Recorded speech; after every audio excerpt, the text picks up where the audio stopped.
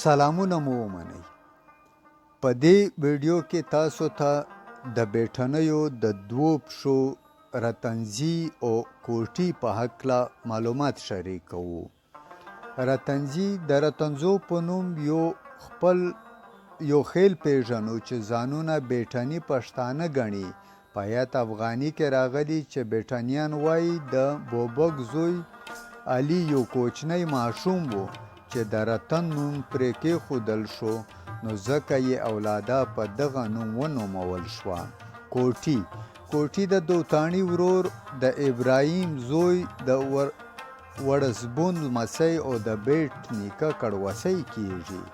د کوټلی او کوټي خیلونو په نوم ځایونه په افغانستان کې شته، خو دا چې د همدغه کوټلیان دي یا د پښتو کومه بله پښه ده، لا په دې اړه مو څه ترلاسه کړي نه دي. خو د بیټ نیکه په نوم دغه وګړي اوس د بنو په سیمه کې د کوټي سادات په نوم ودان دي، او دا چې ولې سادات ورسره یو ځای راغلي، په دې اړه روایت داسې دی چې ابراهیم یو هلک په زویتوب نیولی و او د ده په کور کې لوی شو او سمه نیمه برخه یې ورته ورکړه، خو په اصل کې دغه د یوه سید زوی و. دغه خبره د پام وړ ځکه ده چې سیدان چې هر چېرته ودان وو په درنه سترګه ورته کتل شوي، او د هغو اولادونه هم د نورو لپاره د درناوي وړ وو. ان توهین یې باله چې د یو سید زوی دی د بل په کاله لوی شي، نو ځکه خلکو دوی پاچایان بلل. دا چې په آیت افغاني کې راغلي دوی د فزیکي جوړښت له مخې له برټانیانو سره توپیر لري، د تعامل وړ دي. موږ د بیټ نیکه د اولادې په اړه د مخه هم لږو زیات وغږېدو. ومو ویل چې د اسماعیل اولاده د سربن په ګروپ کې ورګډه ده. بیبي متو د غلجي او لودي په نوم ځانګړي خیلونه ځان پسې راکاږلي دي. پاتې شو ورزبون اورګجین. اړینه برېښي چې لومړی د ورزبون د اولادې او بیا د ګجین یادونه وکړو. اورزبون اووه زامن درلودل: ابراهیم، تریاني، گزبوټي، درګړي، غړون، شیخي، کیسو. د ابراهیم زوی دوتاڼی هم دوه زامن لرل چې د یو نوم یې بهمن او د بل یې اوګړی و، چې بیا له دې څخه ګڼ اولادونه او خیلونه راوتلي. د اورزبون زوی تریاني هم د دومړ او چاکی په نوم دوه زامن لرل چې د دومړ نه ملاخیل، تاجوخیل، ځینی،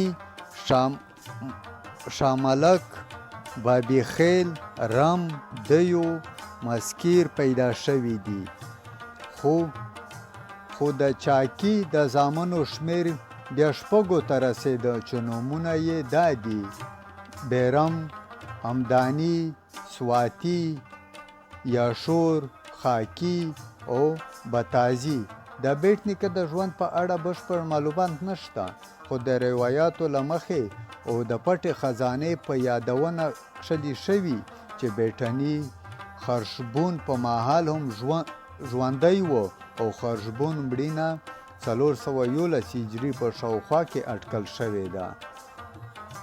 په رښتینې توګه ویلی شو چې د بیټ نیکه اولاده اوس د اورزبون اورګجین اولادې پورې ځانګړې شوې ده، ځکه چې خپل زوی اسماعیل یې په ژوند کې خپل تره سربن ته ورکړی و، ځکه د اسماعیل اولاده سربنیو کې ورګډه شوې ده. د مخه مو د دغه نیکه د زوزات نومونه ولیدل. که چیرې د یادو شوو نومونو ریښه د ژبپوهنې او وییپوهنې په رڼا کې وڅېړل شي، ډېر څه به څرګند شي، لکه غړون، درګړی، او ګړی دومړ ارزبون او نور د روایتو له مخې دا خبره هم کیږي چې د بیټ نیکه اولاده د سلیمان غرونو شاوخوا کې اوسېدله ولې د خپل منځي جګړو له کبله دوی دې ته اړ شول چې دا سیمه خپلو تربورانو غلجو ته پرېږدي. همغه و چې دوی د خپل اصلي ټاټوبي ختیځ پلو ته وکوچېدل او د ګومل رود په غاړه میشته اور ودان شول.